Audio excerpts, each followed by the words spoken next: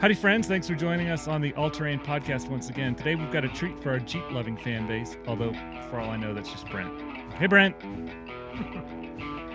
My guest today is Chris CPO Poldervaart. Did I say that right? Hey, very good, actually. From O3D Jeeps Channel on YouTube. Chris, thanks for joining us. Hey, no problem. Happy to be here.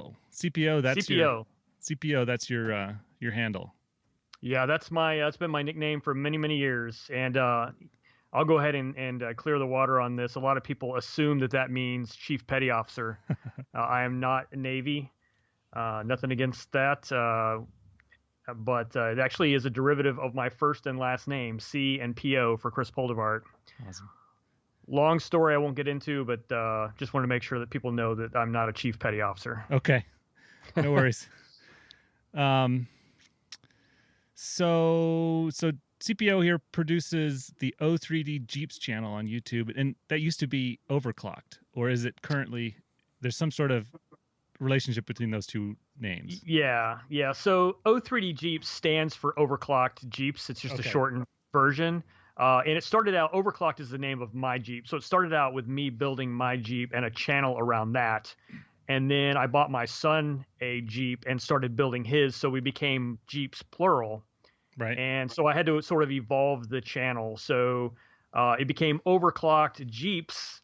But then when you try and tell people, because I have that, kind of leet speak, I have the last E in Overclocked as a 3. Oh, right. It's hard to explain to people how to go there. So O3D Jeeps was just easier to say. Right. Cool. Back to my script here. So it's a lot of the channel's a lot of upgrades and trips and things dealing with JKs and TJs.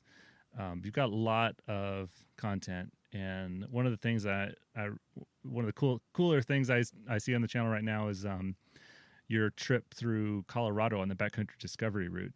So I'm working my way through those videos right now. Some amazing scenery. Yeah, thanks. That trip was 2 years ago. And I've got a lot of footage that has never seen daylight. So I originally started doing this I was kind of thinking this like Discovery Channel series where I was putting these 10 to 20 minute segments together, like day 1, day 2, Right. Just thinking if I was building a, Discovery Channel show, what it would look like. And it took a lot of time. I think I got 3 episodes up.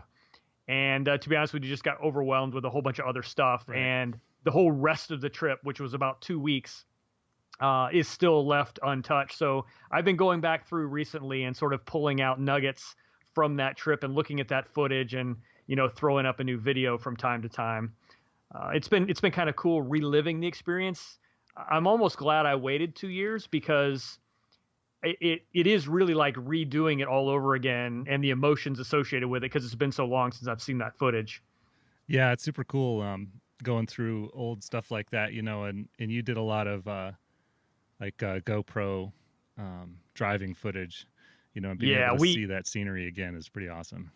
So I was out with, so this trip was me and my buddy Drew, who was on a motorcycle. So it was me in a Jeep and him on a motorcycle in this it was like this dog and cat, like unexpected duo going out across the backcountry of Colorado.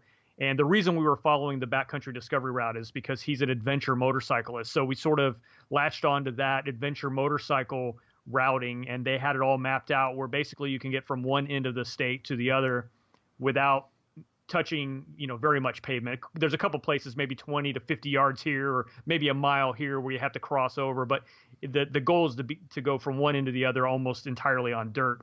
So we followed that, and he had a GoPro on his helmet. I had a GoPro on a 3-axis gimbal on my dash, plus I had a camcorder. So we kind of just tried to get as much footage as we could going along the way. Yeah, cool. So your channel, you say this current channel started off with remote control stuff. What kind of RC were you guys doing? So actually, not this channel, but my YouTube experience started out with RC. I actually have a whole nother channel that it's random. It's actually called Everything CPO because it's just everything that interests me. that channel started out as a remote control helicopter channel. It actually was called CPO Heli. Oh, cool. Originally. But I was a couple years ago, I got into doing, actually, it had been probably 5 years ago now, remote control helicopters, like the hobby class 3D flight. I custom designed and built the CPO tricopter, put plans out. A lot of people were using those plans. I built a hexacopter with a gimbal, and then used a Pixhawk for autonomous flight, and I would pre-program the flights using Google Map data and then have it go run automated routes. I mean, That's had a cool. lot of fun with that kind of stuff. I got into airplanes and some ground vehicles, but I ended up doing a lot of reviews and build videos for Tower Hobbies, Hobbyco. Mm-hmm. So I had a lot of opportunities there, was hanging out at these events with people. But I just ran out of time to do all of that, and got my Jeep, and then just started transitioning that whole thing over to Jeep builds and mods. Yeah, well, that's cool stuff. You know, I do a little bit of RC. I have a Phantom quadcopter, and I'm looking into doing more video with that. But one thing I would like is some of those remote control rock crawlers. Those look like they'd be tons of fun. Yes, I actually just got the only RC thing that I've actually gotten in a very long time was an Axial. It's a 2017 Jeep Wrangler Unlimited model, and it is so much fun. It's got lockers on it. It's like it's so much fun. Those things are like replica vehicles. They have differentials, they have drive lines, everything. Yes, yeah, they're way cool. They're almost out of the box a scale, meaning built to look and mimic exactly the original full scale. It's just 1/10 of the size, but you actually can learn a lot about off-roading by playing with a scale off-road remote control vehicle, because it behaves sort of similarly when you get into an off-camber situation, or how do you keep from flipping it, or how do you rotate out of something without causing too much damage. You kind of start thinking through those things, which I didn't really expect too much. That's cool. Excuse me. So let's get to let's get to the good part. We're going to go back to the standard set of questions again, and hopefully we'll have CPO back on the show from time to time to talk about Jeeps and Jeep mods and adventures and stuff as they come. So I want to start with the questions so we get to know you well. So okay. Ready to go? Yeah, let's do it. All right. So family or friends, who's on your Overland 4x4 crew? I wish it was. I wish I could say it was family, but it's definitely going to be friends. My wife has zero interest in anything having to do with off-roading or outdoorsy stuff. Like, she won't even fake interest. She just has nothing to do with it. My son, he's 16. Like I mentioned, I'm building a Jeep for him. Actually, just finished putting the lift on it, and he's going to get his driver's license in June. So he's kind of interested, and maybe now that he's got this Jeep, he will go out Jeeping with me. But he's more athlete. Like, he's high school athletics, football, lacrosse. So that's where his time and energy and heart is. So he just doesn't find much joy in a 2.5-hour drive to go into the mountains somewhere. But I'm hoping that changes once he gets his own Jeep and he's able to drive it.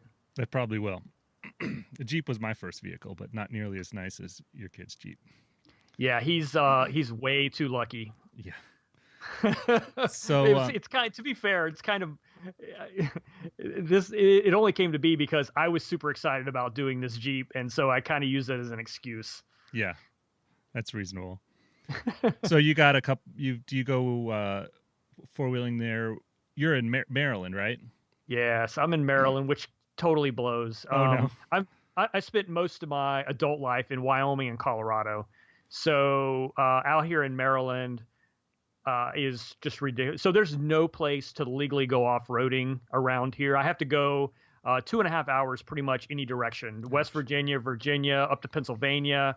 There's no place locally. I can't just like drive out a couple hours away and spend an afternoon. I literally have to plan an entire day.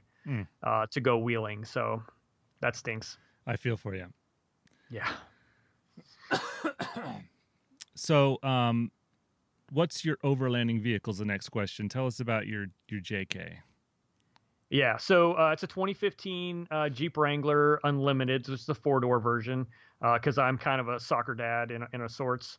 I bought it brand new. I rolled it off the lot with, I don't know, 10 miles, 18 miles, something like that, and then haven't stopped messing with it since. It's been 2 years now. It's gone from stock to overclocked, trademark. And I mean, I've done. I can't even imagine everything. I put a Dynatrack Trail Leader package, which is basically a Pro Rock 44 unlimited front axle. It's got a 35 spline upgrade rear axle. I've got ARB front and rear lockers and an ARB air compressor under the hood. I've got a Dynatrack Pro Grip brake kit, which basically gives you larger rotors and gives you more leverage and surface area per rotation on the braking. I've upgraded the steering. I've got a top mount drag link, all Yeti. Steer Smarts is a really amazing company, and they have this product called the Yeti, which is this super way over engineered beef steering. So I've got all of their stuff: drag link, track bar, tie rod. I put Hutchinson Rock Monster bead locks on it. I've got 37-inch Nitto Ridge grapplers, Tom Woods drive shafts, dual batteries. I've got dual Odyssey Extreme batteries with a Genesis dual battery kit. I've got a snorkel, which I tend to use more as a cold air intake than a snorkel. It's a rugged ridge, so it's modular. I can put the big like snorkel thing that you're used to seeing running up the windshield, but I actually have a low mount, so it comes up just at the top of the cowl, right at the bottom of the windshield instead of running up. So, I'm not going to go submarine with it, but quite frankly, if I get to that point in water, I'm probably got more problems than air. So I've got a Pipes high clearance exhaust. I've got a Super Chips Trail Dash 2 running a level 5 tune on that. And then about a bazillion other sort of eye candy type mods. And I've got a roll cage in it, seat covers, the works. Yeah, and you've got a lot of that you have documented pretty well on your YouTube channel. Pretty much almost all. I've got like 300 videos probably by now on my YouTube channel, if not that, pretty close. And almost all of them are me documenting the build from stock to where it's at today.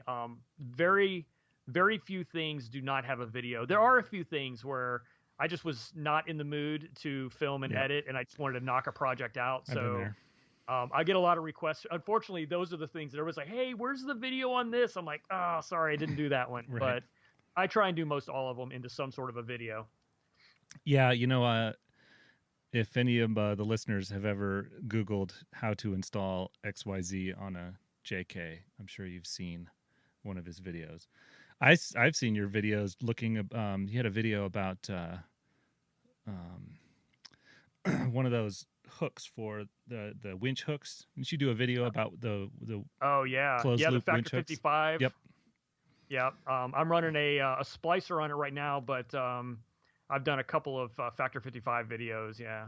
So your overland vehicle, so your JK is set up for four-wheeling. at 37s, that's four-wheeling territory. Yeah, it's a daily driver. So I'm trying to, everyone's like, oh, go 40s and 60 different. It's like, I'd love to go really big. But I do have to drive this thing around and commute in it. So it is built as a very capable rock crawler off-roader. I'm less of an overlander. I'm more of a day trip, get out, go over some gnarly obstacles, and then come back home. Yep. So how do you guys carry your gear? Like if you're going out for a day trip and it's just you and a couple friends, you're not strapping stuff to the roof overland style necessarily. Not so much on the roof, primarily because I want to keep the weight down low, right? And I also need the clearance because we'll go under low hanging trees and things that even a CB antenna could be a problem at that point, getting hung up on stuff. But I tend to pack everything in the back and use like cargo nets. I have Mm-hmm. I actually have a in the very back. I have like a I don't know if it's a Rubbermaid or some sort of a plastic toolbox type thing in the back that I have bolted down to the floor, and it's just got a little hinge top, and I put stuff in there and then hinge it closed, and that's where I keep all my random stuff. But yeah, most everything ends up just in the back. I've got some, like I've got a shovel mount back there, and I've got a high lift jack mounted. RaptoWorks makes this modular mount that goes from roll bar to roll bar and spans across the back. And I have both a winch and a jack on that, which keeps it inside, protected from the elements, but also sort of out of the way. Cool. You ever do any overnight? So like on your talk about your Colorado trip, you were definitely camping on that. Tell us about your sleep setup. Yeah, so the Colorado trip was probably as close to, quote, overlanding that I have experienced. And we spent almost 2 weeks. The plan was to camp, save money, get out someplace, and then just find these stopping points along the way. We really didn't have a true, like, we're going to get to this city by this time or whatever. We just sort of went with where the day took us. And when it started to get dark, we'd figure it out.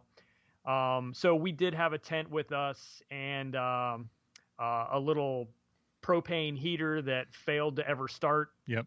And in the Colorado mountains, believe it or not, in June, it is freaking cold. Yeah. There's still snow on the ground. It was really chilly, because of the elevation, which we're not used to here in Maryland. Like, we didn't even really think about it. Even though I'm from Colorado, I didn't think about the gear we had here not working up there, but we couldn't get at elevation that propane heater to light at all. Was it a big buddy or a little buddy? That? Was it a little buddy? I don't know what it was. It was Drew's heater. I don't know what it was, but it was a little self-contained unit with a little screw-in small propane bottle. Yeah. And we couldn't get it to light. They won't work at elevation because of the O2 sensor in them. That must be it then. But we did camp a few times, but we sort of cheated and bed and breakfasted or we stayed in Telluride. We sort of made Telluride a home base for a little while and stayed in a little hotel, motel type place there for 3 or so days. But yeah, we basically just went from bed and breakfast and, those kind of places. It's a pretty good way to tour, though. I mean, pretty comfortable, good food, pretty relaxing. Yeah, it was really, and I like going and I like hanging out in like the town centers, like seeing like the little shopping areas and the restaurants. I like visiting those kind of areas. So, and it was, because it's a long day out, especially for Drew, right? He's on a bike. That's a tiring, that's brutal day to be on a bike. And we covered a lot of really rough terrain, which for me was, just rolling over big rocks. But on a motorcycle, that's a lot of strength involved in that. So he was pretty much just whooped by the time we got to wherever we're going to stay. So having a place with a bed and a shower was a bonus. Yeah, for sure. What do you guys, what are you eating on trips like this? What kind of equipment do you guys do? Like backpacker food, home cooking, or mostly bed and breakfast? We did a lot of backpacker food. I did some engine compartment meals. So basically, I would take those backpacker little pre-made meal kits, fill them with water. Instead of filling them with hot water and then letting them sit and then eating them, I would just fill it with cold water and then roll them up and seal them and then put them in the engine compartment. Yep. And then as we're driving down the road, they'd heat up and we'd stop and pull them out and, have a chili or, whatever it was, stew. I did some of that, but most of it was, in the evenings, we treated ourselves to local restaurants or some sort of food. And then breakfast and lunch was just whatever we had, like sandwich type stuff or those backpacking meals. Any super awesome treat that you guys had on the trail that was like something you look forward to? No, I can't think of anything specifically that we're like, oh, that was amazing. But I really did enjoy the sort of the process. Like we'd stop. I'm thinking right now, I'm going back in my brain, and there was this place that we stopped and I don't even remember where it was. Somewhere somewhere in Colorado. I'll narrow it down to that. But it was late, and it was like this lake that nobody was at, and we had just stopped. There was a little country store place, but it was closed. It was getting dark. Our plan was to ride back that particular evening after dark and do it completely in the dark, which we thought would be really fun, and it was a hoot. So we stopped at this lake, and I just remember sort of this process of setting up the little, he had a little hot water container, and then a little propane like stove, portable backpacking stove that we used to heat the water, and just the process of setting all that up and then firing it up. And we hung out and chatted while the water's, boiling, and then we fill up our little bags, and, it's just, the whole process was really sort of enjoyable. Just the time spent together while we were sort of going through this process. It was kind of fun. Yeah, totally. I understand. So the next question is everybody's favorite. As you're out there on the trail, you're eating backpacker food, it inevitably comes up. You got to poop. What do you do? Find me a hotel. I do carry toilet paper and a lot of baby wipes. Right. So, I'll go where I got to go when I got to go, and we'll sort it out later. Yep. So you're a cat hole kind of guy when you have to. Yeah, exactly. My preference, right, would be give me a toilet I can control for a little while and hang out. But I'll go where I need to go. Yep. All right. So you're gonna have some probably more interesting answers than most guests, but for this one, what recovery gear are you carrying in your Jeep? Oh wow. I've got the entire assortment. I don't have all of it all the time, although on this Colorado trip, I pretty much had most everything other than stuff I've acquired since then. But, I've got the traditional high lift jack. I think that's a super effective and useful tool in a lot of ways other than just as a jack. And I've got this really gnarly base. It's a jack base from RaptoWorks, the same company that makes the roll bar mount that I keep my jack on. And it's this very beefy, like foot by foot. I mean, it's pretty big, like rugged base that you mount your jack to, and it's designed to, not only is it heavy, but it will grab onto any terrain you happen to be in. So I have one of those. I have a kinetic rope in case I want to do some kinetic pulls. I've got a winch with a synthetic winch line. I've got a Factor 55 splicer thimble on the front of that. I've got the usual recovery strap, D-rings, tree saver, snatch block. I do have soft shackles, which I like. I prefer in most cases over the traditional steel D-rings, unless there's a reason why they won't work. But I really like those. I like the fact that they're easy on, easy off. They're lightweight. They don't hold any energy. Right. So if there was a breakage, they don't become a projectile in the same way a regular D-ring would. They're just super easy to use, and I just really like them. And they're, for all intents and purposes, what we're using for them, just as strong, and effective. The key with the soft shackles you have to worry about is abrasion, right, because they are made of ropes, right? So you have to be careful what you wrap them around. But I can wrap a soft shackle around somebody's roll bar to winch them and right them up if they're starting to maybe get into an off camber, almost a flop over situation. I'll put a soft shackle around the roll bar and then use it to pull it back down. It's kind of hard to do that with a D-ring per se. So right, they just have a lot of uses. I do carry traction boards. I use Tread Pros, which I've completely demolished because I use them in a way that they weren't designed. How was that? Well, I think they're designed primarily for sand or soft terrain. Get traction in those soft areas. I use them to bridge over rocks and to bridge gaps. I mean, they're not really bridge boards. You can buy specific products to do that kind of stuff. But I just anytime I need to like lever over something or bridge over something or ramp over something, I just grab those traction boards and they're all chipped off, but they still work. They work great. So Yeah. Well, I mean, you're driving on them. It's not like they need to look good, right? yeah, yeah. And eventually they'll probably break enough that I need to replace them. But for now, little corners broken off or little cracks, they still give me traction. Yep. I've got the traditional sort of shovel thing. One thing I do have that not a lot of people have is I have a land anchor. I use Oh, pole yeah. pow land anchor, probably more overlanders than off-roaders. I'm using air quotes. But yeah, I've used that. I used that in the Colorado trip, more just to play around and test it and see how it worked. But it really is effective. You had the video where you drove up into a snow field. Yeah, there was actually a huge that was outside of Silverton, Colorado. There was this huge snowdrift that covered the road and everything. We were trying to head out on this path, and we just came up to this huge snowdrift. So we thought, we'll have fun and play around right here.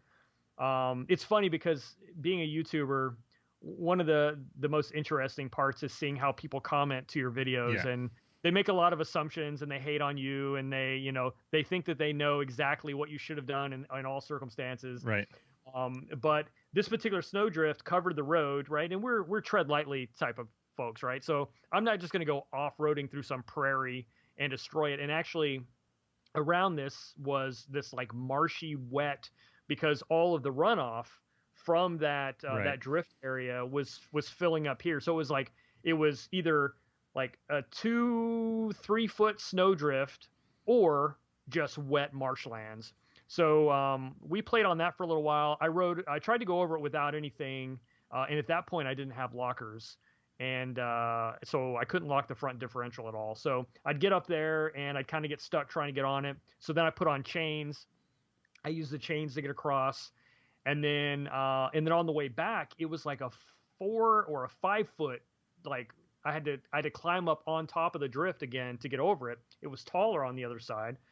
And the chains weren't helping me at that point. I was just digging in and then starting to bury myself. So I was like, hey, this is a perfect opportunity. This is why we have a land anchor. Oh, yeah. It's totally. So pulled it out, threw the camera to Drew to film for me, and I used the land anchor, and it got me, out, that and the winch. The problem is, and this is where the YouTube haters always come in, they're like, oh, well, the video cuts between the time that he starts getting out and then he's finally out. It's like magic, and they're giving me all this hate because I like video edited my way out as opposed to really getting out. For the record, I really got out of that using the land anchor. The problem I have with the edit is because Drew was recording, and at one point I stopped to talk to him and check on something or go out and dig or whatever, and then he thought he was recording, but he wasn't. It wasn't his camera, it was my camera. He had it open and he could see what was going on in the viewfinder, but he forgot to press record. So it wasn't until after I got out that we realized he wasn't recording. And by then we're already out. It's like done. So that's why that video jumps from me getting out to suddenly magically out is that, it was operator error. But I laugh every time people accuse me of like falsifying that video. But well, how else would you have telling gotten me out? that I should have gone around, but I mean, we could have got it. If it was an emergency, we'd have got out of there without a land anchor, no problem. I'd have gone around through the marshlands. I'd have torn up the property in an emergency situation. But this was not that. This was more just us playing around and having fun. Drew tried to go across it in his motorcycle, and we thought that would be fun. So he gets up and he's revving this bike. He's got this enduro off-road bike, and he gets, I don't know, 2 feet into it and just stops. And that was it. And we had to dig him out. I had to use a little shovel and dig him out. Probably a little bit easier to get a motorcycle out than a full-size Jeep.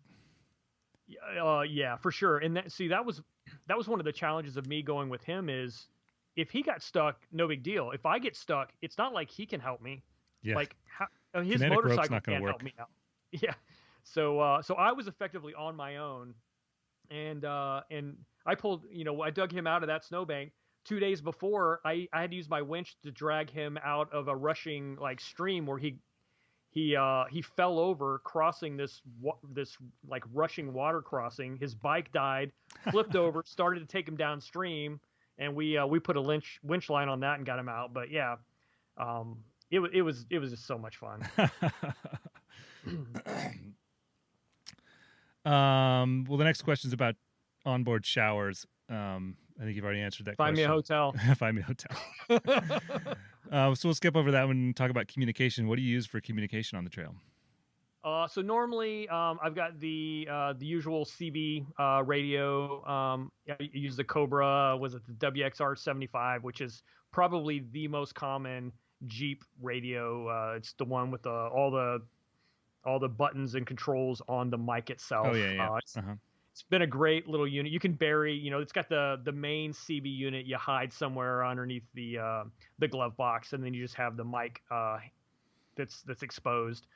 That's what I run for the most part, because that's what pretty much all the Jeeps run around here, just CBs.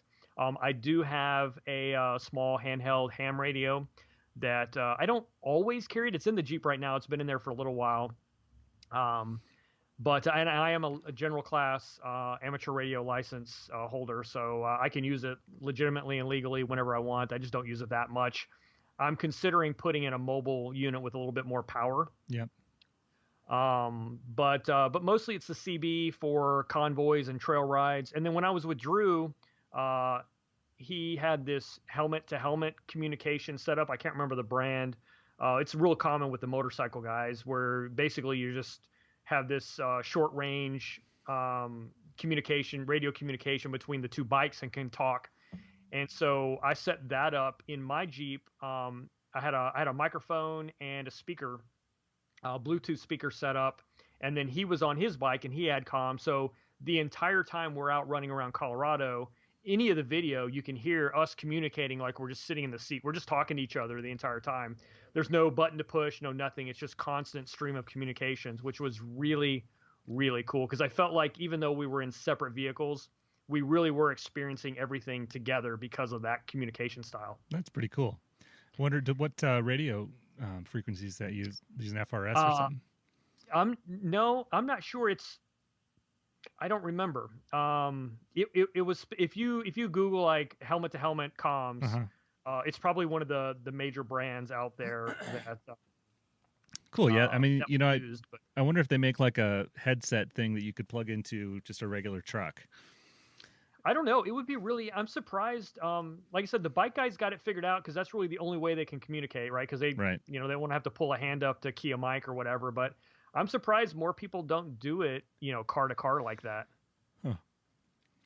I actually did a video showing that off. If you probably go to my channel and search for communication or comms or something like that, you'll probably find a video where I'm demonstrating it with Drew out in the mountains. It was pretty fun. Huh, that's cool. Yeah, I'll check that out. What do you guys use for navigation? Road stuff. Google Maps is pretty consistently easy and accurate navigation. I use Maprika as a trail map system now. I don't know if you're probably familiar with Maprika. I haven't seen that one. I used to use Maplets, and then I guess they stopped updating, and people were having problems with updates. So now I use Maprika. I think it's designed for like ski resorts, but they have all kinds of stuff. All the off-road parks I go to generally will have a map in Maprika, and not only does it show you your location on the map, real time, regular just mapping. You can do breadcrumbs and tracking and all of that stuff. And you can record your routes. It's a really cool map. I use Gaia on Android from time to time. Actually, Gaia is what we used in Colorado. And I put this 10-inch Sekane head unit into my Jeep. So it's an Android 7.1.2 stereo. And so I run all the maps and maplets and all that stuff now on the stereo itself. Cool. So that's one, you mentioned one thing that they have in the East that we don't really have in the West is off-road parks. We don't really have those out here. Yeah, you guys have forest. Yeah. National forest, we right? have public land. Yeah. That is one thing, and I miss, when I was in Colorado, I'm going to drive 30 minutes into the mountains and pick a dirt road and go. Here, there's probably 3. Now, there is George Washington National Forest down about 3 hours away from me in Virginia that is sort of that feel. It's just federal or state roads. Some of them are really gnarly, 2 tracks and fun to play on. Some of them are a little bit more maintained that get you out into the woods. But yeah, for the most part, we go to off-road parks and pay annual memberships and then daily usage fees. And if you have a passenger, it's another fee. I mean, Oh, wow. they're really sucking the money out of you left and right over here. What is that? What do those fees run? What's the cost? Yeah. I think well, I'm going off-roading here in a couple of weeks, and I think we're looking at probably about $40 or $50 for a day trip. For a day trip, and then you have to have a annual membership as well. Yeah, that one you don't have to have a membership, but usually it's like $15 or $20 for the year, and then you pay $50 a day on top of it. That's Roush Creek Off-Road Park does the membership. I'm going to AOAA. Yeah, it's Anthracite Outdoor Adventure Area, and they don't have you can buy a membership and then just go out whenever you want, kind of like a ski pass, right? But or you pay by the day, and I don't get out enough to justify paying the annual fee. Yeah, I mean, on one hand, it kind of sticks in the craw to have to pay to drive on a trail, from my perspective. But on the other hand, you get a really nice, well-maintained trail, right? In some cases, yes. It depends on the park and it depends on the time of year. But in general, yeah. I mean, they've got facilities. Some of them have, like bathrooms, and some of them have a porta potty. Some of them have camping, and some of them have, amenities there. Almost always they'll have air up stations where you can go re-air up your tires after you're done for the day, or they'll have a little store, or they'll have a shop, and they might have somebody to help you with recovery if you guys get stranded. They'll have somebody that can come get you out. So there are those kind of things that you end up paying for as well. Yeah. Right. Yeah. Cool. Don't get that in the forest, I don't think. No. But one thing we are getting out here is cell coverage. We're getting mobile coverage, some pretty remote places these days, which I'm not super stoked on. They have still the amateur radio repeaters have better coverage than cell phones right now still, but that's the way it should be in the middle of nowhere. That's what I think. That's what I think. All right, we're almost done here. So to talk about some other like non-driving activities that you like to do, either in conjunction with four-wheeling or on the side. I like hanging out. We usually try and, on a day trip, we usually try and find some place to rally up after, before we head back home, because it's almost always a 2 to 3 hour drive home. So find some dinner spot to hang out and just like relive the day. That's always fun. When I was out with Drew, like I said before, I really loved, going and visiting the small towns, Ouray, Silverton, Telluride, like all these little small ski and snow resort type places, and just checking out the local shops and restaurants. And I always wonder what people do for a living. Like, what is there to do out here to get paid? And, it turns out most of it's Jeep rentals or ski resort stuff, oddly enough. But it just, I like just hanging out and experiencing what's around. Cool. All righty. Well, I guess that's all we have for questions today. Thanks for joining us, CPO. Good talking to you. Yeah, it was awesome, man. Thanks for bringing me on. Yeah. So you guys can follow CPO on the YouTube, at O3D Jeeps Channel, and the same on Instagram, and the same on Facebook, Twitter. Twitter. Yeah, I'm O3D Jeeps everywhere. O3D Jeeps everywhere. Even O3DJeeps.com. So, there you go. Every opportunity.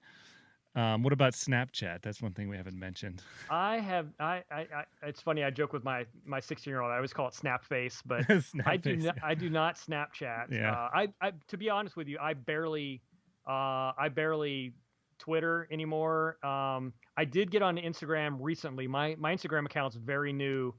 And it's almost like shockingly new. I'm like, oh crap, I'm starting from scratch. I should have done this 3 years ago. Yep. But I realized I've been on Facebook forever, and been active in Facebook groups and I have a Facebook page, and now I have my own O3D Jeeps Facebook group. But I realized there are so many people that just do not use Facebook. That in order to engage with people, I had to get somewhere else. So I started doing Instagram, and I've actually really enjoyed it. It's been interesting. So my goal now is for the new year for 2018 is to at least try and post something on Instagram every day and start building my community out there. So cool. Yeah. Well, I like Instagram because my pretty pictures are always uplifting. It's so uplifting. It's hard as a video producer to like remember to take photographs.